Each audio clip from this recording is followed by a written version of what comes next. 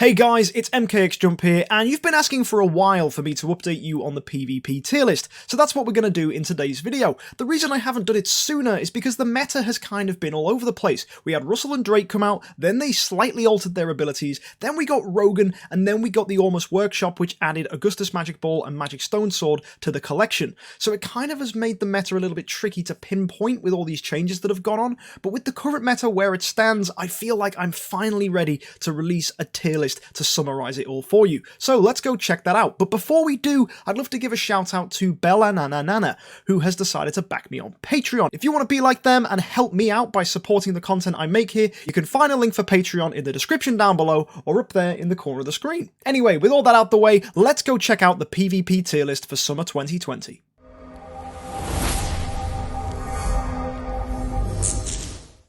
So in the very top tier at SS, we see Carrie and Sherlock. Now this shouldn't really come as a surprise to many of the old dogs in PvP. Carrie can steal energy which stops heroes using their active skill and therefore cripples them and makes them completely useless. This will affect so many heroes in the game and dominates the metagame at the moment to the point where speed is super important. If you can't outspeed Carrie, she's gonna steal your energy, your active skill's not going off, and it sucks. So yeah, Carrie is pretty much the dominant force in the meta right now. Sherlock does a very similar thing. He's going to turn you into a dove, which means you can't do anything. You don't get any passive skills, you don't get anything at all, and Purify doesn't change it. So you're stuck in this dove form, it's kind of grim, and it hurts. This makes Sherlock a fantastic hero as well. Both Carrie and Sherlock disrupt the enemy team and stop them doing their fundamental things they're trying to do. Active skills, passive skills, they shut it both down, and therefore these heroes dominate the current metagame. Carrie deals an incredible lot of damage with her death mark, so not only does she steal energy, she destroys heroes' health. Same thing with Sherlock. When you hit him enough times, he's gonna remove all the damage you've done to him, give it to one of your heroes, and then heal himself all the way back up. It's bonkers. These heroes are amazing and define the PvP meta right now.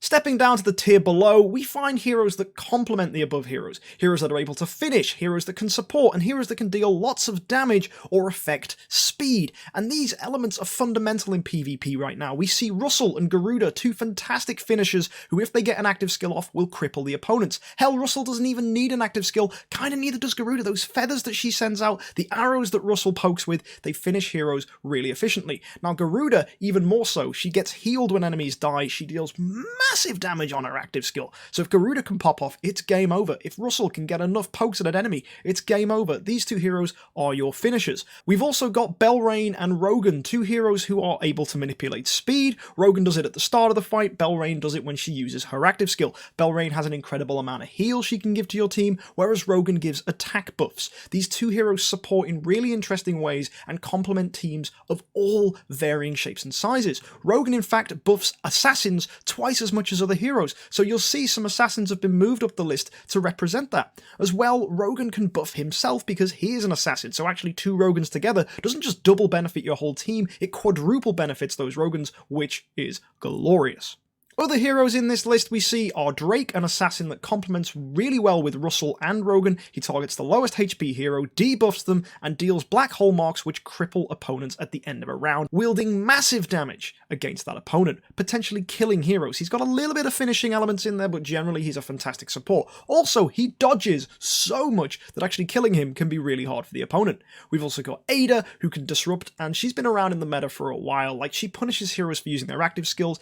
The one thing I want to say about Aida is I feel she's the weakest hero in the S tier right now, and that's because a lot of people who've gone after Celestial Island have put all their speed in dark heroes, in shadow heroes, and in heroes that benefit from the evil statue, so that's dark, shadow, and abyss.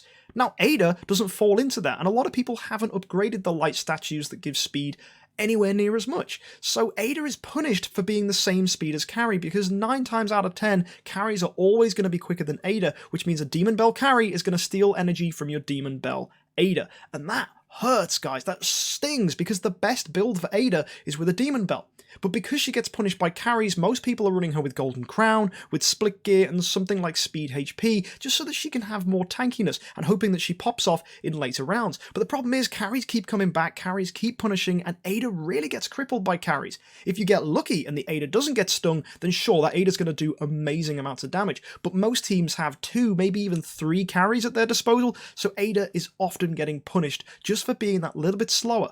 When Celestial Island balances out and people have the same amount of speed in Light and Dark, then Aida will probably see a higher popularity in play, but at the moment, as it stands, Aida really only gets the speed ahead if she's hit with a Belrain buff or a Rogan speed buff, assuming that the opponent doesn't have either of those at their disposal. So Aida is okay, but a lot of you may consider putting her down to the A tier if you don't have ways of boosting her speed, or if your Celestial Island Dark is considerably higher than your Celestial Island Light.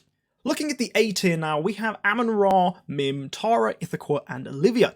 Now, straight up, I think Amon-Ra is the best hero in this tier. Amon-Ra is able to cripple Garudas with Healing Curse and punishes people for using Belrain because Healing Curse turns any healing into damage against that individual hero, which is amazing. Also, her bubbles are a really good anti-meta strategy right now. Not a lot of people are using an Amon-Ra, so in some matchups, actually Amon-Ra can clinch a win for you. I found those who struggle to keep in the top 10 of Crystal Crown League, let's say you're getting for 9th, 8th, or 10th place in there, but you keep getting poked from people below you, and Amon-Ra can help solidify that win, because most teams that are losing to Amon-Ra's will be teams nearer the bottom, and if you get rid of an Amon-Ra, they actually might have an Amon-Ra and punish you and try steal some wins from you.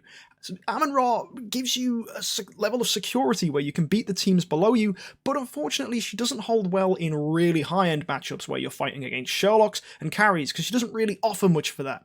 But when it comes to the lower matchups where you're just facing a plethora of Garudas and that's really the only hero they're kind of using to carry, maybe there's some pennies around there, having an Amon-Ra is amazing. So I think for a lot of people like myself who are maybe 10th, 11th or 12th, maybe even 9th or 8th in the arena, and you don't have Sherlock or carries to solidify that place, an Amon-Ra can probably do that for you. Other heroes in the A tier that are worth mentioning, we've got Mihm, whose fantastic disruptive ability, which is his final passive, is dominating, right? If you don't know what it does, when heroes die, he deals damage to your opponent. And the only reason Mihm is not anywhere near as popular as he could be is because of Garuda. Garuda heals when heroes die, so she's completely immune to Mihm. Rather than Mihm damaging her, it's like, aha, I killed someone! And then Garuda heals herself back up, and it's like Mim's getting annoyed because he can't kill things. And you're seeing like 9-star Garudas destroy Mihm teams, and it's kind of really sad. But teams that don't run Garuda get crippled by Mihm, therefore I think it's worth putting him in the A tier. And with the addition of Guild Wars and how that's been changed these last weeks, it really holds a lot for Mihm in the PvP meta right now. Not to mention he's really good in Interdimensional Arena on a secondary team. All you need is a Mihm, a few Destroyers and Emilys, and you're off. The next hero I want to talk about is Tara. Tara gives a seal to opponents which absolutely cripples them. It stops them from using their passive skills. But unfortunately, Guild Tech has provided people with the protection against seals, which is in the same bracket as protection against Sherlock's Dove. So most people are going to have that form of protection, which means Tara isn't as potent as Tara could be, because Tara needs to get 2 seals on the opponent to lock them down. With an increased chance that that's not going to happen, it kind of cripples Tara in the current meta. Doesn't mean that Tara is useless. Absolutely not. Tara's capable of dealing fantastic damage, which pops out across all opponents. And if Tara does get a seal off, that's really good. I want to put Tara higher, but comparing Tara to an optimal Aida or a Belrain or Russell, it just doesn't cook quite up there. So I think Tara is comfortably placed in the A tier. Next, we've got Ithaqua, who, if paired with Rogan, can actually deal a lot of damage. Ithaqua was already a fantastic damage-dealing hero, and with the release of Drake and Russell, targeting lowest HP heroes is finally a relevant strategy, so having an Ithaqua on board is often a really good thing. If you get 2 Ithaquas together alongside Rogans, you're going to be destroying because Ithaquas complement each other with the ghost marks that she gives. I really like Ithaqua, I think she's a very solid hero, but she only really works on the right team, and therefore I think A tier is as high as we can possibly put her if it's optimally built for her. Many people may consider Ithaqua B or even C tier because you just don't have the right heroes to complement it, but in an optimal environment there is a chance that you can get the most out of your Ithaquas. Finally in the A tier we have Olivia, a hero who when she first came out didn't really do much for people. In fact, people didn't really appreciate her at all. Her abilities were more suited to a longer fight and the meta was much quicker back then. However, now round 15 is something many people are achieving, and fights often go past round 10 even. Olivia, whose speed swap ability is really strong and happens at the end of rounds, can actually clinch wins. When your carries are faced up against opponents' carries, if your Olivia can sit in there, give her a golden crown, lock her down, keep her tanky, she might be speed swapping with the opponent's carries, making them go much slower, meaning your carries are at a much higher advantage. Speed is God, and that speed swap ability can really help. Another thing worth mentioning about Olivia is she's able to shrink opponents, which means with all this single target debuffing we have from Drake, from Russell, all these people targeting one hero, if Olivia can shrink the lowest HP hero, you're on for a win. If that hero isn't the lowest HP hero, they're probably built to deal a lot of damage and tank very well. So if they get shrunk, Olivia's kind of saying, nah, you're going to deal less damage. So shrink's really strong, speed swap's really strong, not to mention she's got healing from Fairy's Guard, which is also really good. She's just a solid support hero, but a lot of people, I know especially near endgame, don't appreciate her and can't really find place to run her. That's why she's in the A tier. Most people at endgame want to run these S and SS tier heroes and forget everything else that's down below. But Olivia does have a place for many teams. Moving down to the B tier, we start ending up with our situational heroes. B tier is probably as far down the list as I'd go for final endgame recommendations. We have Asmodol, a hero who's able to deal crit marks, which, because of how marks work, can actually counter Sherlock quite interestingly. Sherlock removes marks by spending his magic cards, but actually, Asmodol deals so many marks to the Sherlock that in fact the Sherlock might actually struggle to keep up, removing his magic cards and stopping a lot of his annoying abilities. We have Faithblade, an exceptionally quick light hero whose only downfall is his main benefit. Faithblade gains energy when heroes die, and that's brilliant, but if he's hit with a carry death mark, he's basically signing his own suicide note, which is really bad, and I kind of feel really 50-50 about Faithblade. If you're on a team that's really built around speed that can go before carries, let's say a full assassin team running double Rogan, you've got Ithaqua, you've got Faithblade, you've got Drake, and you're just going for full speed ahead, and I mean, yeah, sure, if you're running double Rogan, Faithblade, double Ithaqua, and Drake, that's an insane team that's very situational. It probably won't even win a lot of fights, but when it does, it pops off,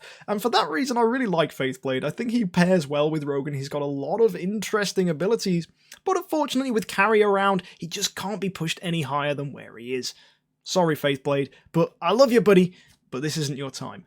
Aspen, another hero who really gets hurt by carry. His active skill is really strong, but if it goes off, is kind of a gamble. And if it doesn't do what it's meant to do, you might not even kill any heroes. One great thing about Aspen, though, is Horrify. Horrify is crippling alongside carries, because heroes that don't have energy can't use any attacks at all. That's what Horrify does. Basically, you can't use your basic attack. And if you haven't got any energy, you can't use your active skill, so you're forced to use your basic attack. So Aspen actually pairs well with carries. He's quite a decent hero. But Horrify is not as consistent as it could be. CC isn't very good with Purify lying around, and therefore I feel a little uncomfortable recommending Aspen. Sure, he's a good hero. He's great in Aspen Dungeon. He's amazing in PvE, but right now I don't feel he's as good as he could be in PvP. Next, we've got Gustin, a hero who I'm constantly disappointed by ever since carry came out, because his active skill is amazing, but everything else he has is just eh. So Gustin's abilities to swap damage, to return damage back to the opponents, to remove buffs from enemies and remove debuffs from yourselves, it's all nice, but it really often just requires his active skill to give him that little bit of creme de la creme. Gustin, once he gets his active skill off, is able to protect your heroes, remove horrible nasty effects from them, and that's really good, including Sherlock's Dove. Again, really nice if you can get rid of that, but that requires Gustin to get an active skill off. And that's a gamble I'm not prepared to make in the current meta, with teams having 2 or 3 carries, sometimes even 4, and 2 Garudas. God, I hate that team. You can find that Gustin just doesn't really push it anymore. Maybe in a secondary team where you're facing enemies that don't have many carries, he can be very good. Gustin's a great hero, but currently in the carry-dominated meta, it's just not worth running him. Unimax is another one that was amazing, I will say. Taunt is an amazing ability, but it just doesn't quite match where we're at the moment. A lot of heroes are focusing now on single target damage, and therefore Taunt just means Unimax just is more likely to get killed very quickly. There's a lot of better heroes you'd rather run, like Sherlock, and pretty much everyone else above, to the point where Unimax is becoming frequently more irrelevant. In fact, a lot of us don't use him as much anymore. I know he was a must-have hero 6 months ago, but now he just doesn't really shine that well. Nikia is our final mention in the B tier. A nice hero with a decent speed debuff, but really right now, if you want to manipulate speed, Rogan is the way to go. Nikia relies on using her basic attack and it only hits the back line, so people will put their speed dependent heroes in the front. Doesn't mean Nikia's bad. No, Nikia's great. She's got a lovely debuff in PvP, but unfortunately it's just not quite worth the place above any of the others. Moving down to the C tier, we end up with a collection of heroes which many of you may be surprised to see. What I've done here is I've basically bunched up the okay heroes and the less okay heroes into a tier I just want to call okay but not great. I feel there's a few heroes that could push a little higher here, like Ithaqua and Penny, but really everyone else here is just kind of lackluster in the PvP meta. These heroes, though, that do fall into the C tier dominate before people are reaching those endgame teams with carries and Sherlocks and etc, etc. If you're just going for a basic E5, we're just grabbing what heroes we can and building them kind of meta, then Penny, Horus, Delacium, Ithaqua, they're going to dominate here. Dark Arthendol really has a place in that kind of meta as well. But unfortunately, a lot of these heroes have a niche that if you can't take advantage of, really don't shine. People like Ithaqua and Horus, who require getting hit, don't really get to take full advantage of that in a meta where targeting the lowest HP hero is arguably the most common effect around right now. We also see heroes here like Amivor, who just deals decent damage but often doesn't pop off, although he is an assassin, so he does have that going for him. We've got Dark Arthendol, who, if they work, does incredible damage, but if she doesn't, she's just going to fall apart. We've got Cruz, lovely passive skill that stuns opponents, but Purify just removes that. It'll buy you 1 round, but in fights that go on till round 15, what is 1 round?